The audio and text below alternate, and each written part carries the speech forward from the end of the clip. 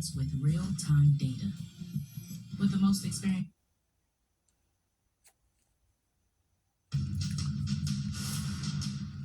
My next guest has a new book out with the one and only Oprah Winfrey.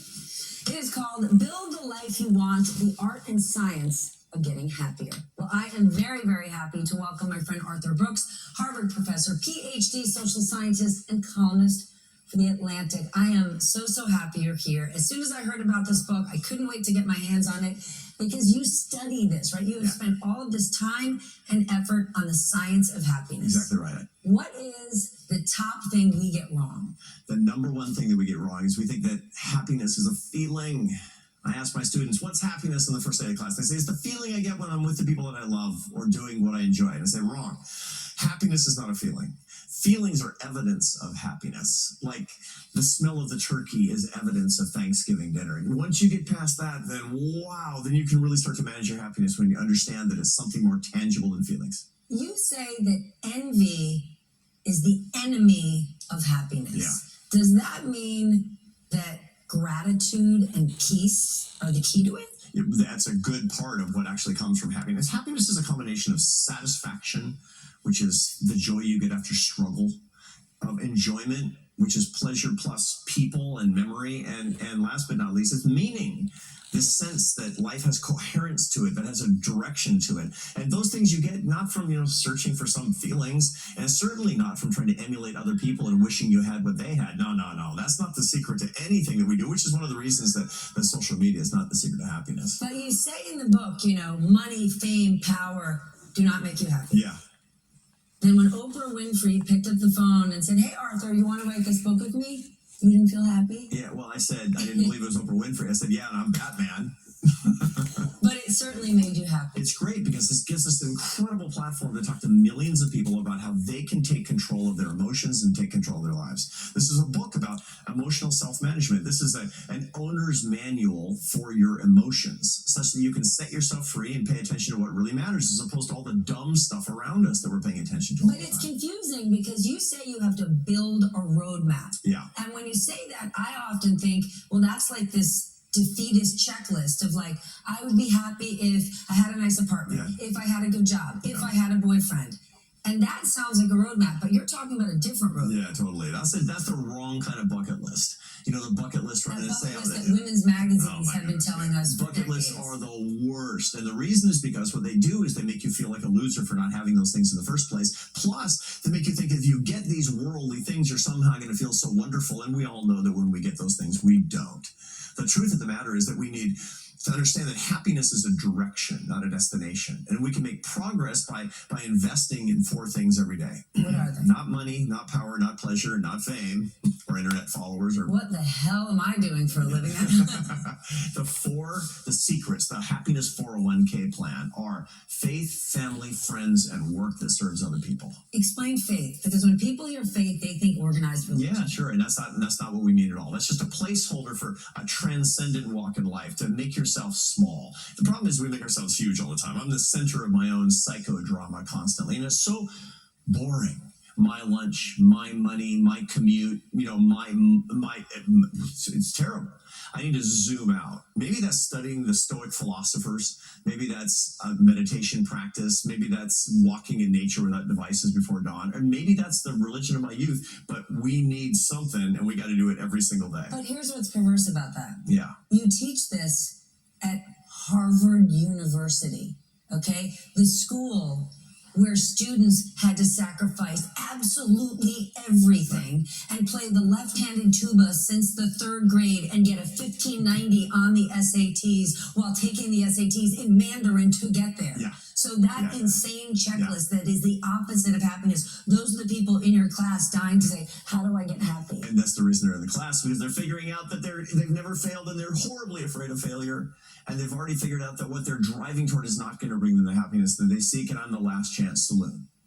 That we're talking about, look, you got to make some new, look, success is fine. Good for you. Go create some value. But make sure that it's work that serves, and make sure that you don't leave out the family relationships that you need, and make sure that you actually do fall in love and try to find your life mate.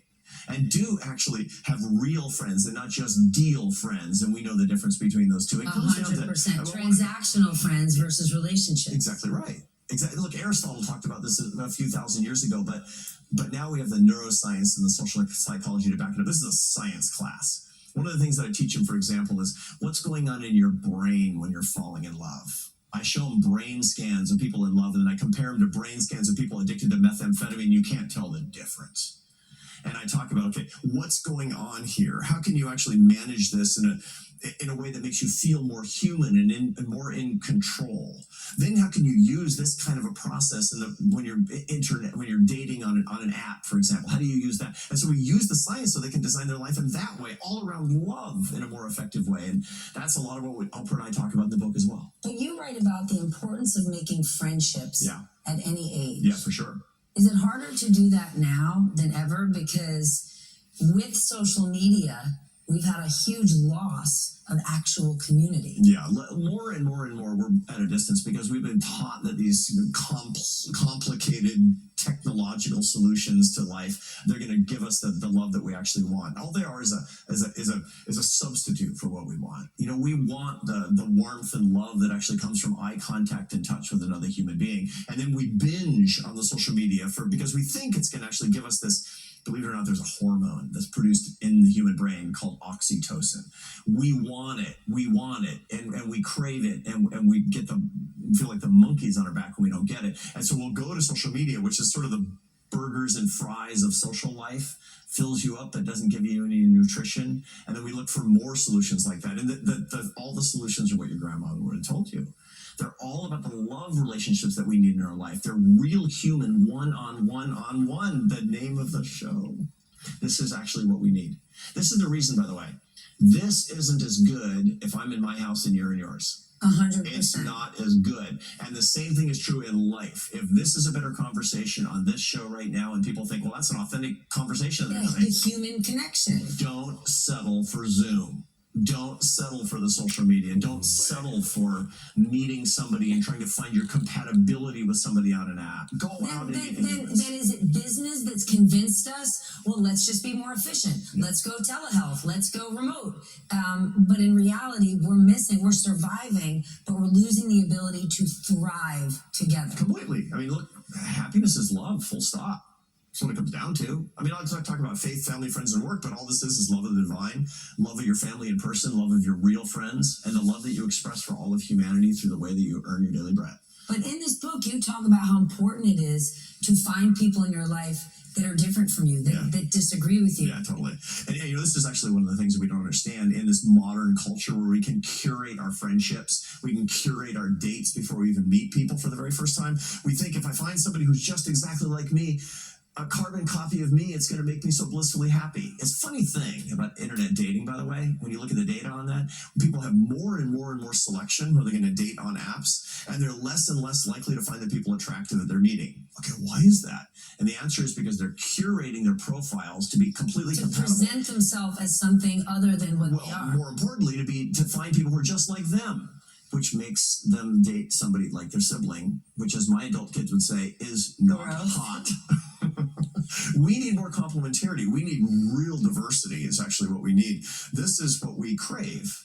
Okay, so these are the big things that we need in a grand sense. Right. But I want you, before we leave, just get practical with me, right? People are watching this show before they get, this is the last thing they're doing before we close our eyes. Yeah.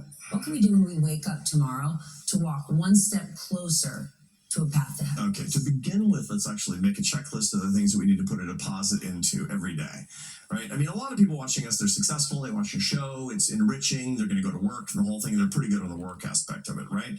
But they're probably leaving behind a little bit of their transcendental life. So tomorrow... They don't know, nobody knows what transcendental life is. Let's just talk about faith then, and our spiritual life, or maybe a little meditation. And let's start by making a goal of reading something really heavy and wise for 15 minutes tomorrow. Right? Read a book by somebody who knows more than you do about, the spiritual depths, the mysteries of life. Yes. For 15 minutes. That's number one.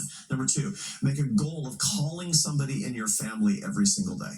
right? Oh, this is so Put it on the beautiful. list. Number 3, you know your real friends and you know your deal friends. Make the list of the people that you come most in contact and put R's and D's after their name, not Republicans and Democrats. Real and deal, right? And if it's all deal, At this point, nobody has both of those letters on their friend list. They only have one or the other. That's the problem. So and if you don't have enough R's, enough reals on your list, you need to do more work. You know, a lot of people watching us haven't had real friends since college. They haven't. They have all these deal friends, these transactional friends. People can help them. You know how you find real friends, by the way? They're not useful. They're useless. They're beautifully useless. And you need more useless people in your life. Make a list of them and do the work to keep in touch. You know, look, when I figured out, when I started doing this research, I didn't have enough real friends. Now I've got my real friends, and I spend an hour on the phone with each one of them a week. That is the most That's a beautiful lot of thing. time, right? And last but not least, here's how you judge your job. Okay. You don't judge your job in terms of your title, your prestige, Oh or my your God, money. what if I quit at the end of this segment? Oh my God. Okay. It's number 1. Are you earning your success? Do you believe you're creating value with your life, value with the way that you're earning your living in your life and the lives of other people? And do you believe you're truly serving other people so that you can lift them up and bring them together? Those are the 2 criteria for your job. That will bring you joy. And that's actually how you structure your day tomorrow. And then at the end of the day, do a little examination of your conscience. Say, did I do 1, 2, 3, and 4 or not? Did I call my mom? Did I call my real friend? Did I actually do my reading? Did I actually look for the job if I don't have it right now where I can earn my success and serve other people? Yes or no? Yes or no? I am so blessed and honored to have this conversation with you. I'm so lucky that you came tonight. And I want our audience to know we had a technical problem, and Arthur sat here with me for 45 minutes. He was subjected to chit-chatting with me. That is a true gentleman and a friend. Well, you know I'm what? really It made me grateful. happy. When you go through your checklist before you go to bed, I'm going to be in the positive list. Exactly right. Thank you so much. Thank you, Stephanie. Congratulations. Thank and good you. luck with this Oprah Thanks. person. Not sure who she is, but man, this book really turned out. Arthur Brooks, thank you so much. And on that, dare I